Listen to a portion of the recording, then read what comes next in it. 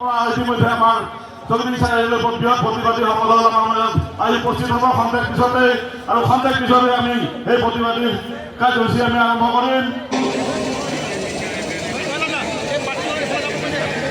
অসম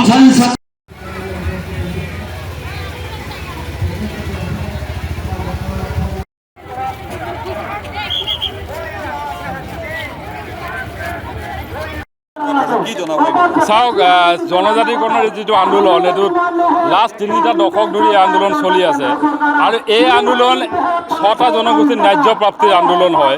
অসম চৰকাৰৰ প্ৰত্যেকটো চৰকাৰী এজেঞ্চি, ভাৰত চৰকাৰৰ প্ৰত্যেকটো চৰকাৰী এজেঞ্চিয়ে এই 6টা জনগোষ্ঠীৰ জনজাতন কৰিব পৰা সম্পূৰ্ণ প্ৰাৱধান ব্যৱস্থা আছে বুলি এপ্ৰুভেল দিছে। ৰেজিষ্টাৰ জেনেৰেল অফ ইণ্ডিয়াৰ এপ্ৰুভেলৰ পিছত, কমিশ্যন ফৰ STৰ এপ্ৰুভেলৰ পিছত ইয়াত আৰু বেলেগ কাৰোবাৰ কথাৰ কিবা গুৰুত্ব থাকে বুলি মই নাভাবোঁ।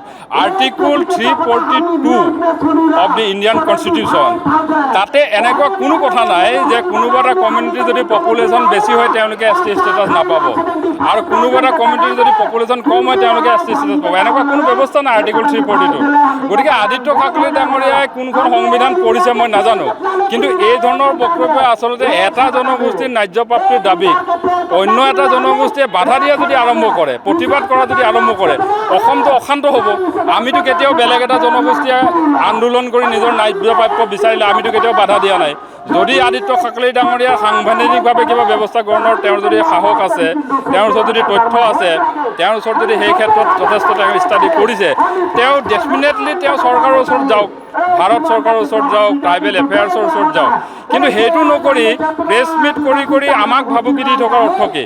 মই ভাবোঁ যে অসম চৰকাৰে এই ধৰণৰ বক্তব্য দিয়া ব্যক্তিৰ ওপৰত ব্যৱস্থা গ্ৰহণ কৰিব লাগে আৰু কোনো এটা জনগোষ্ঠীয়ে যেতিয়া ন্যায্য প্ৰাপ্যৰ আন্দোলন কৰিব, অন্য এটা জনগোষ্ঠীয়ে তেওঁলোকক বাধা দিয়াৰ এই যিটো নতুন এটা ট্ৰেণ্ড আৰম্ভ কৰিছে, ট্ৰেণ্ডটো বন্ধ কৰিব লাগে। কাৰণ জনজাতিকৰণ আমাৰ ন্যায্য প্ৰাপ্য জনজাতিকৰণ আমাক লাগিব। আৰু আদিত্য ঠাকৰে ডাঙৰীয়াই কৈছে যে কম জনসংখ্যা থকা জনগোষ্ঠীক প্ৰথম দিব লাগে। আৰু আমি কৈছোঁ, আজিৰ এই গণসমাৱেশৰ পৰা কৈছোঁ, অসম চাহ জনজাতি ছাত্ৰ সন্থাই 6টা জনগোষ্ঠীৰ ভিতৰত যিটো জনগোষ্ঠীৰ জনসংখ্যা আটাইতকৈ বেছি, সেইটো জনগোষ্ঠীৰ সমস্যাও আটাইতকৈ বেছি। গতিকে সেই জনগোষ্ঠীটোক প্ৰথম অধিকাৰ দিয়ক জনজাতিকৰণৰ, যিটো জনগোষ্ঠীৰ জনজাতিকৰণৰ অধিকাৰৰ ক্ষেত্ৰত যাৰ জনসংখ্যা আটাইতকৈ বেছি। গতিকে ইতিমধ্যে আপুনি কৈছে যে 36টা জনজাতিকৰণ দিয়াৰ কথা কৈছে, কিন্তু আপুনি সম্পূৰ্ণভাৱে 36টাক জনজাতিকৰণত আমাৰ কোনো আপত্তি নাই, 36টাক জনজাতিকৰণ কৰক। কিন্তু অসম চৰকাৰক আমি ক'ব বিচাৰোঁ যে 36ক ST কৰিব লাগে বুলি যিটো ৰিপৰ্ট গৈছিলে, সেইটো কংগ্ৰেছ গভৰ্ণমেণ্টৰ দিনত সেইটো ৰিপৰ্ট গৈছিলে। সেইটো ৰিপৰ্ট ভুল ৰিপৰ্ট আছিলে। আচলতে এই জনগোষ্ঠীটো 200 বছৰ অসমত থকাৰ পিছত ঝাৰখণ্ড, ছত্তীশগড়ৰ লিংক লৈ এই জনগোষ্ঠীটোক ইয়াত জনজাতিকৰণ কৰাৰ প্ৰয়োজন নাই। যেনেকৈ বাকী জনগোষ্ঠীৰ ক্ষেত্ৰত জনজাতিকৰণৰ ব্যৱস্থা অসম চৰকাৰে লৈছে, চাহ জনগোষ্ঠীৰ ক্ষেত্ৰতো সেই একে ব্যৱস্থা লৈ অসমত থকা চাহ জনগোষ্ঠীৰ প্ৰতিটো জাতিক জনজাতিকৰণ কৰিব লাগে।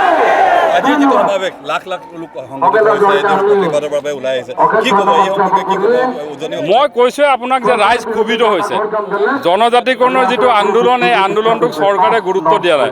যেতিয়া আদিত্য ঠাকৰে ডাঙৰীয়াৰ বক্তব্য আৰু অসমৰ মাননীয় মুখ্যমন্ত্ৰী মহোদয়ৰ বক্তব্য একে হ'ব, তো নিশ্চিতভাৱে ৰাইজ চিন্তিত হ'ব, ৰাইজ ক্ষোভিত হ'ব। কাৰণ আদিত্য ঠাকৰেৰ বক্তব্যক লৈ যদি অসমৰ মুখ্যমন্ত্ৰীজনেও কয় যে 2টা জনগোষ্ঠী আগবাঢ়ি আছে বুলি, তো তেনেকুৱা কথা ক'লেতো ৰাইজ ক্ষোভিত হ'ব। তো এইটো ক্ষোভৰ বহিঃপ্ৰকাশ হয়।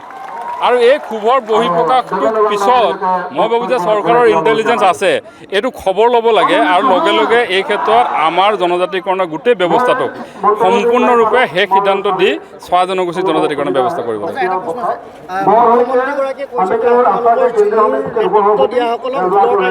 গুৱাহাটীত সম্বৰ্ধনা জনাব।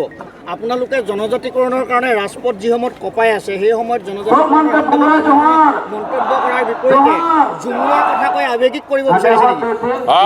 ঝুমুৰটো আমাৰ জাতীয় এটা কৃষ্টি হয়। ঝুমুৰ শিল্পীসকলক চৰকাৰে মাননি দিছে, তাত আমাৰ আপত্তি কৰিবলগীয়া একো নাই। কিন্তু আজিৰ তাৰিখত আটাইতকৈ ডাঙৰ কথা হৈছে জনজাতিকৰণৰ যিটো দাবী, চাহ শ্ৰমিকৰ ভূমি পট্টাৰ দাবী, লগে লগে চাহ শ্ৰমিকৰ মজুৰি বৃদ্ধিৰ দাবী। মই ভাবোঁ মুখ্যমন্ত্ৰী মহোদয়ে ঝুমুৰ শিল্পীক মাননি দিয়াৰ লগে লগে এই 3টা দাবীৰ ক্ষেত্ৰতো অসম চৰকাৰৰ যি দৃষ্টিভংগী এইটো স্পষ্ট কৰি দিয়া ভাল।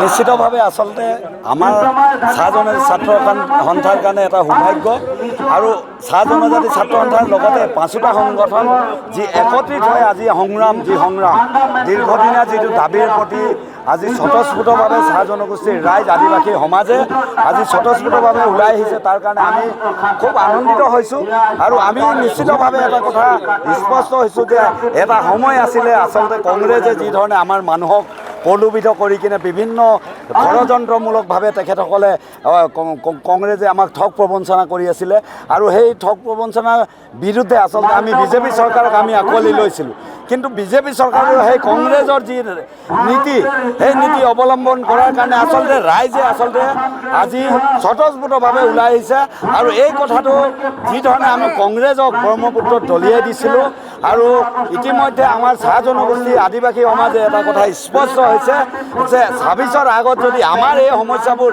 সমাধান কৰাৰ ক্ষেত্ৰত কিন্তু এই চৰকাৰখনে ব্যৰ্থ হয় নিশ্চিতভাৱে ২৬ত তেওঁলোকক ব্ৰহ্মপুত্ৰত উটুৱাই দিয়া হ'ব। যিকোনো খবৰৰ বাবে যোগাযোগ কৰক 7099017330 লগতে 7099017110 নম্বৰত।